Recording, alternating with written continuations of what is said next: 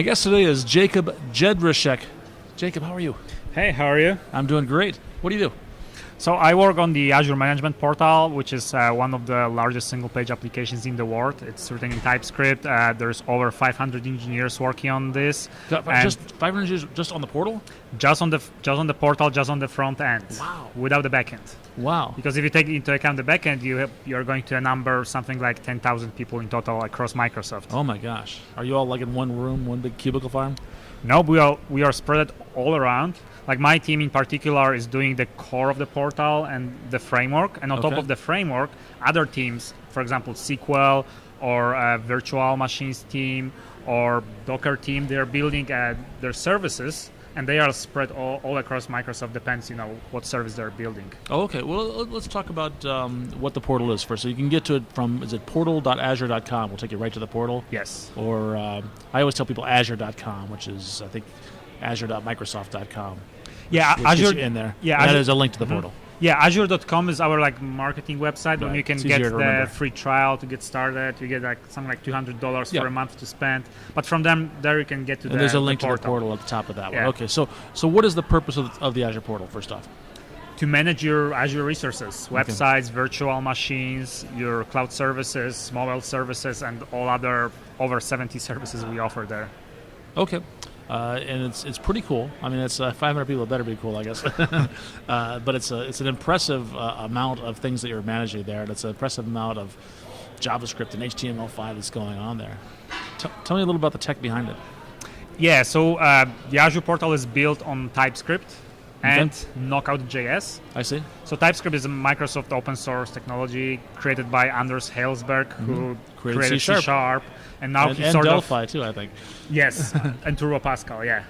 And he sort of created this JavaScript for C# developer, what some people are telling it. But actually it's TypeScript. I think about TypeScript as a superset of JavaScript vNext, because if you see the JavaScript with standard ECMAScript 2015, 2016, TypeScript has the same syntax and they are compliant. Right, it has classes, for example. Yeah. So, but it also has strong typing. Yeah. So this is the actual superset of the JavaScript vNext. The TypeScript adds the types, which you can use optionally.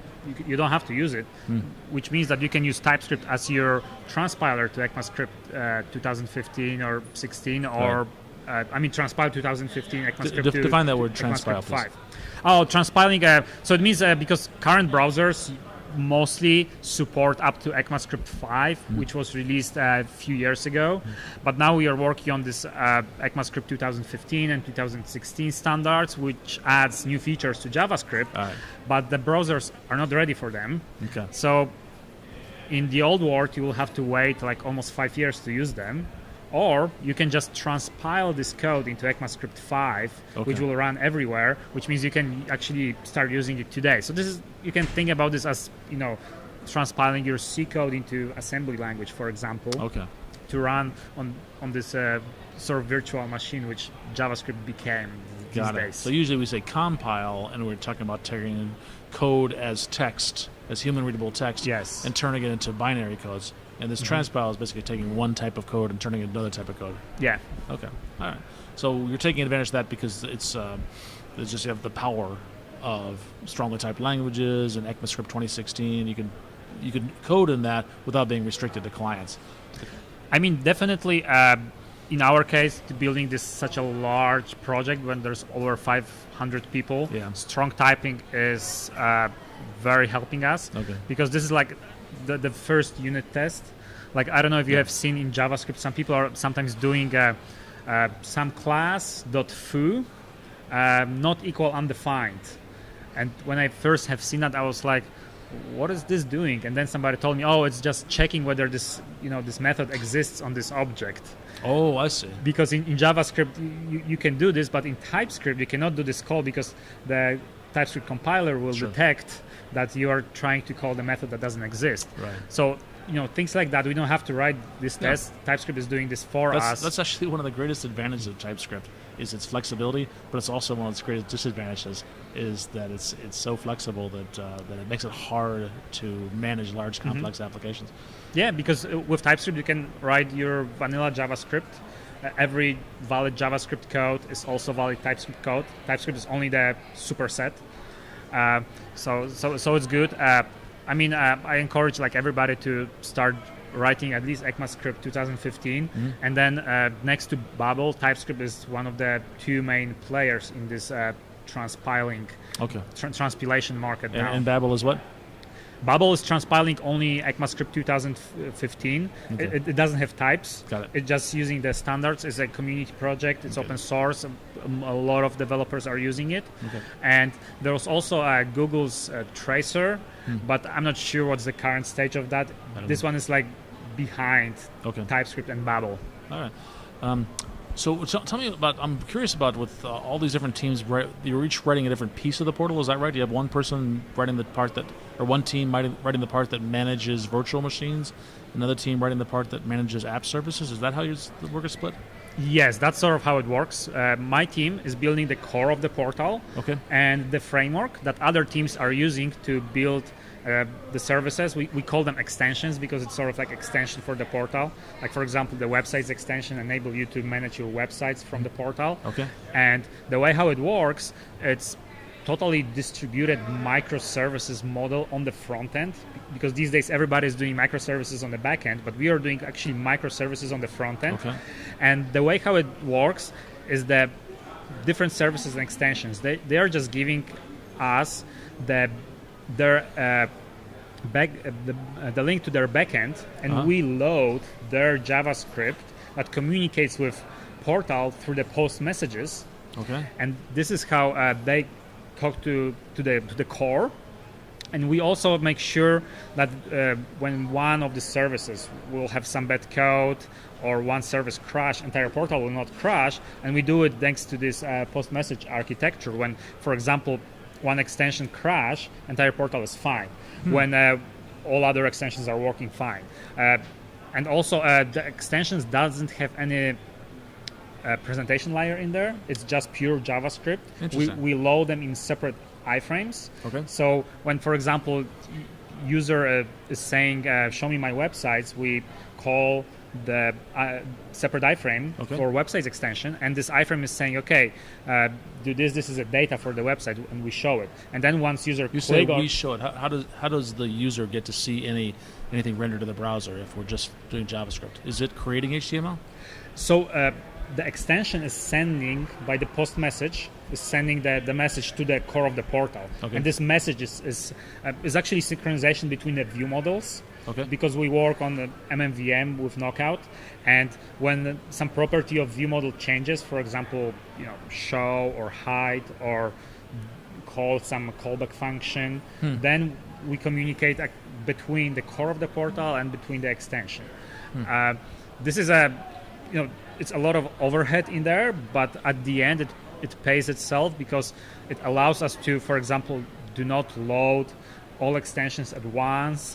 It also allows us to isolate it, and all extensions also, they have flexibility. They can build their backend as they want. They deploy independently, and that means every extension can deploy independently on us. We can deploy independently, and when you have over 70 teams, that's a lot, because if we would try to orchestrate and deploy at one time, that would be just hard. That would take probably a year to do some release. Tell me a little about the testing process for this. That's a lot of moving parts to get into a single public portal.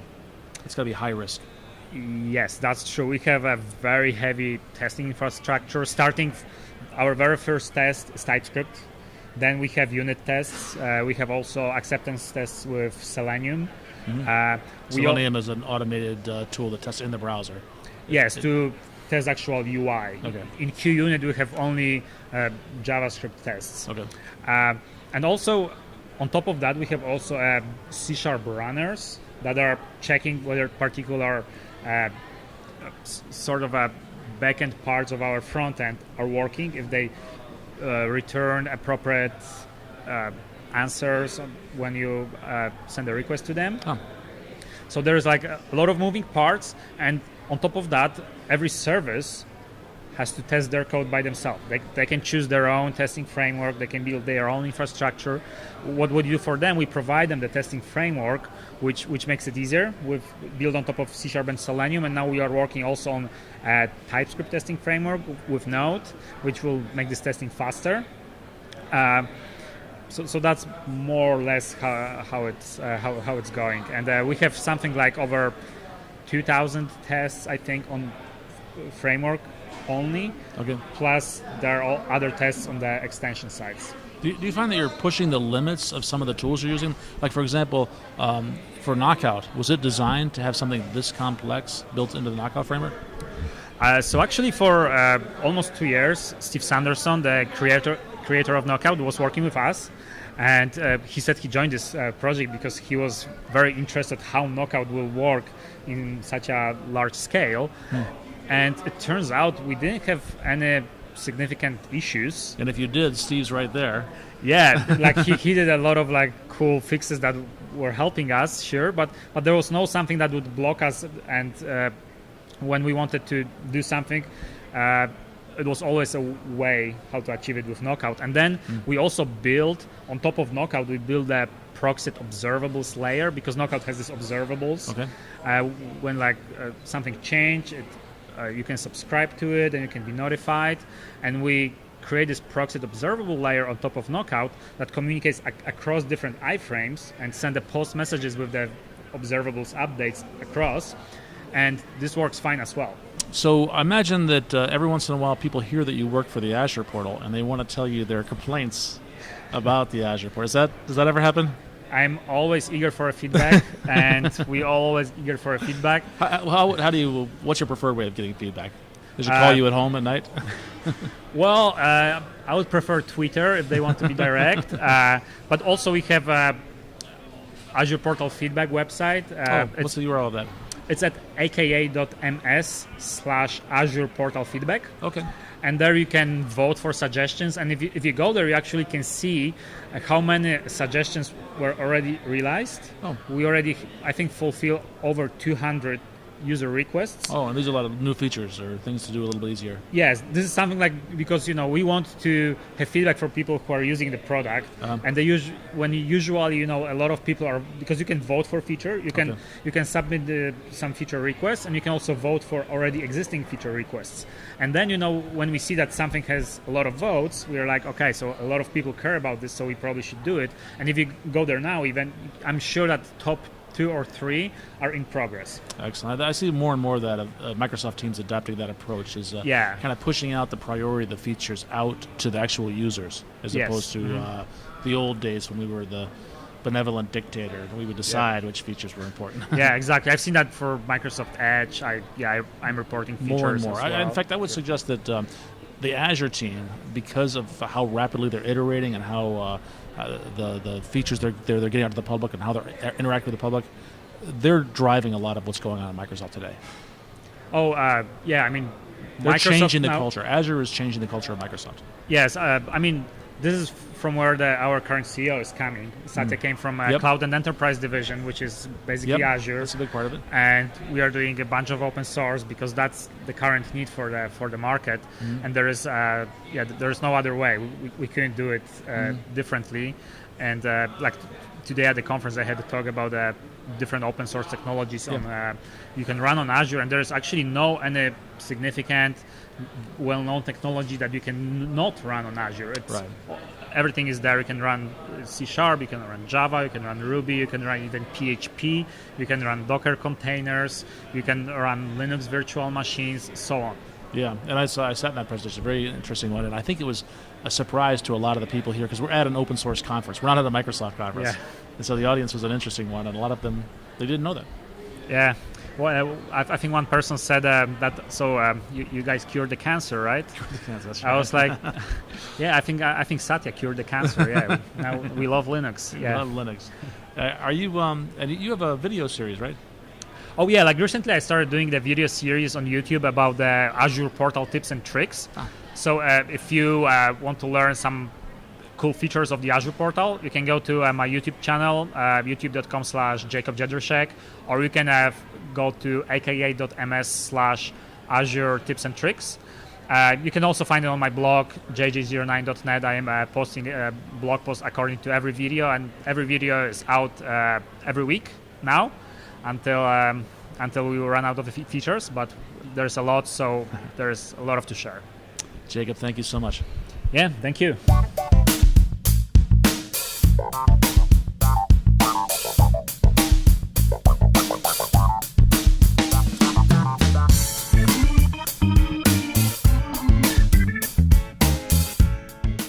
I think these days it's very cool how technology can help us to shape the future and remove the differences between people, between us and our friends.